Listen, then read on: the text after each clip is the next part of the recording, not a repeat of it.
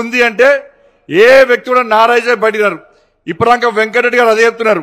నేను చాలాసార్లు విన్నా నితిన్ గారు కలిస్తే తప్పకుండా కలిసి చేద్దామని తెలంగాణ రాష్ట్రాన్ని అభివృద్ధి చేసుకోవాలని చెప్పి సానుకూల దృక్పథంతో మాకు సహకరించే ప్రయత్నం చేస్తున్నారని చెప్పి ఇప్పుడు కోమటిరెడ్డి వెంకటరెడ్డి అంటే కోమటిరెడ్డి వెంకటరెడ్డి గారు ఏడుకొని ఎవరైనా పనిచేస్తారు. బోలా మనిషి అన్న కోమటిరెడ్డి వెంకటరెడ్డి అన్న ఈ లోపల ఏముండదు. కుల్లా మనిషి కోమటిరెడ్డి వెంకటరెడ్డి గారు ఏ మంత్రి అయినా మంత్రిని సంధానించి పనిచేసుకొస్తాడు. నేను మళ్ళీ చెప్తున్నా, ఇలా ఇద్దరు మంత్రులు ఉన్నారు, గౌరవ మంత్రివర్యులు. మా కోమటిరెడ్డి వెంకటరెడ్డి గారు ఉన్నారు, మా అక్క సీతక్క గారు ఉన్నారు. ఇద్దరు ముఖ్యమైన మంత్రులు ఇక్కడ ఈ తెలంగాణ రాష్ట్రంలో కాంగ్రెస్ పార్టీ ప్రభుత్వంలో. గత ప్రభుత్వము నరేంద్ర మోడీ గారు తిట్టడం, భారతీయ జనతా పార్టీని విమర్శించడం, కేంద్ర ప్రభుత్వాన్ని అప్రతిష్టపాలు చేయడం వలన తెలంగాణ రాష్ట్రం ఏ విధంగా ఇబ్బంది పడ్డదో, తెలంగాణ రాష్ట్ర అభివృద్ధికి ఏ విధంగా వెనుకకు పోయిందో ఒక్కసారి మనం ఆలోచించాల్సిన అవసరం ఉంది.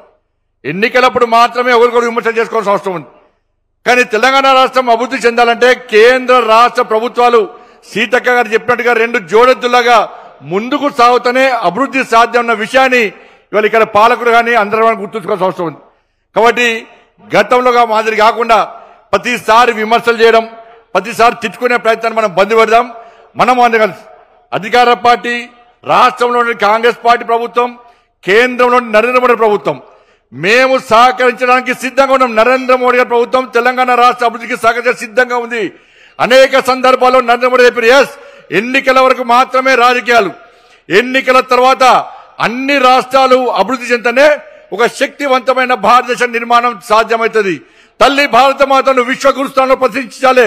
2047 వరకు ఈ భారత్ ను అఖండ భారత్ గా, అభివృద్ధి చెందిన భారత్ గా అగ్రదేశాల సరసన చేర్చాలని చెప్పి ఒక విశాల దృక్పథంతో, ఒక అంకురిత దీక్షతో ముందుకు సాగుతున్నటువంటి గొప్ప వ్యక్తి నరేంద్ర మోడీ గారు. కాబట్టి అది అభివృద్ధి సాధ్యం కావాలంటే ఈ దేశంలో ఉన్నటువంటి అన్ని రాష్ట్రాలు, అది బీజేపీ పాలిత రాష్ట్రమా, అది విపక్ష పార్టీ పాలిత రాష్ట్రమా కాదు, అన్ని రాష్ట్రాలు అభివృద్ధి చెందనే ఈ దేశం అభివృద్ధి చెందుతున్న విశ్వాసం, నమ్మకంతోని నరేంద్ర మోడీ గారి ప్రభుత్వం ఉంది. కాబట్టి ఈ తెలంగాణ రాష్ట్ర అభివృద్ధికి సహకరిస్తున్నాం, ఇంకా సహకరించి సిద్ధంగా ఉన్నాం. కాబట్టి మీరు మేము కలిసి ఇవాళ తెలంగాణ రాష్ట్రాన్ని ముందుకు తీసుకొచ్చిన బాధ్యత ఉందని చెప్పి భావిస్తూ తప్పకుండా రాబోయే రోజుల్లో కూడా నరేంద్ర మోడీ ప్రభుత్వం ఈ రాష్ట్రం సహకరిస్తామని చెప్పి ఈ సందర్భంగా విజ్ఞప్తి చేస్తూ, బండి సంజయ్ ముందు ఒకటి చెప్పాలి. అసలు మీరు రేవంత్ రెడ్డిని ఎందుకు కాపాడుతున్నారు? మీరు ఎందుకు రేవంత్ రెడ్డి రక్షణ కవచంలాగా నిలబడుతున్నారు? అందరు ఇప్పటికే మార్కెట్లు అనుకుంటుంది అంటే ఆర్ఎస్ బ్రదర్స్ అనుకుంటారు. నేను సూటిగా అడుగుతున్నా బండి సంజయ్ని, బీజేపీని. మీ ప్రధానమంత్రి హైదరాబాద్కు వస్తాడు, ఆర్ఆర్ ట్యాక్స్ వసూలు చేస్తుండ్రు అంటాడు. చర్యలు ఉండయి. 150 రూపాయలు పర్ స్క్వేర్ ఫీట్ బిల్డర్ల దగ్గర వసూలు చేస్తుండ్రు. నేను మున్సిపల్ మంత్రిగా పనిచేసిన 10 ఏళ్ళు, మా హయాంలో 0 కరప్షన్. ఇట్లా దిక్కుమాల ట్యాక్సులు పెట్టలే మేము. నువ్వు ఇప్పుడు 150 రూపాయలు పర్ స్క్వేర్ ఫుట్ మంచిగా నిలబెట్టి వసూలు చేస్తున్నావు. ఇది వాస్తవం. చేతనైతే బండి సంజయ్ని, బీజేపీని చర్య తీసుకోమనండి. నేను ఢిల్లీ పోయినా, ముఖ్యమంత్రి గారు అన్ని నిబంధనలు తుంగలో దొక్కి మీ అమృత్ పథకాన్ని వాళ్ళ బావమరిదికి అప్పచెప్పిండు సృజన్ రెడ్డికి అని చెప్పిన. ఇప్పటి వరకు చర్య లేదు, కనీసం విచారణకు ఆదేశించలేదు. పొంగులేటి శ్రీనివాసరెడ్డి ఇంటి మీద ఈడీ రైడ్ అవుతుంది, అది బ్రహ్మరహస్యం, ఎవరికి తెలియదు. ఈడీ చెప్పది, పొంగులేటి చెప్పడు. అసలు first of all BJP Revanth Reddy ప్రభుత్వాన్ని ఎందుకు కాపాడుతుందండి?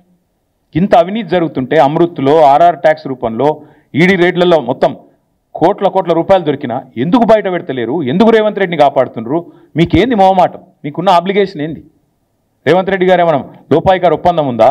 ఏమైనా అండర్స్టాండింగ్ ఉందా? చేరుతా అన్నాడా మీ పార్టీలో? ఏంటి చెప్పండి. అసలు ఆ మాటలు మాట్లాడకుండా ఏదో సొల్లు మాటలు తెల్లారలేస్తే ఆయన ఈయన తిట్టినట్టు, ఈయన ఆయన తిట్టినట్టు, రాహుల్ గాంధీ కులము, మోడీ కులము, ఇవి కాదు కదా ప్రజలకు కడుపు నింపేది. మేము అడుగుతున్నాం సూటిగా, నువ్వు చెప్పు, రేవంత్ రెడ్డిని ఆర్ఆర్ ట్యాక్స్ విషయంలో ఎందుకు ఉపేక్షిస్తుంది బీజేపీ? ఎందుకు నీ బావమరిదికి అమృత్ స్కీమ్ మొత్తం 1100 కోట్ల స్కామ్ చేసినా రేవంత్ రెడ్డిని మీరు కాపాడుతున్నారు? అది కేంద్ర ప్రభుత్వ పథకం అమృత్. ఎందుకు సృజన్ రెడ్డి షోదా కంపెనీకి అప్పచెప్పినా ఎందుకు నీ ప్రభుత్వం కాపాడుతున్నది రేవంత్ రెడ్డిని? ఎందుకు రేవంత్ రెడ్డి గారి మంత్రివర్గంలోని పొంగులేటి మీద రైడ్ అయితే ఈడీ 4 నెలలైనా ఎందుకు మాట్లాడది? ఏంది బ్రహ్మరహస్యం చెప్పగలుగుతారా? ముందు బండి సంజయ్ని దమ్ముంటే కేంద్ర హోంశాఖ సహాయ మంత్రి అయినా చెప్పమను, తర్వాత మిగతా విషయాలు మాట్లాడచ్చు.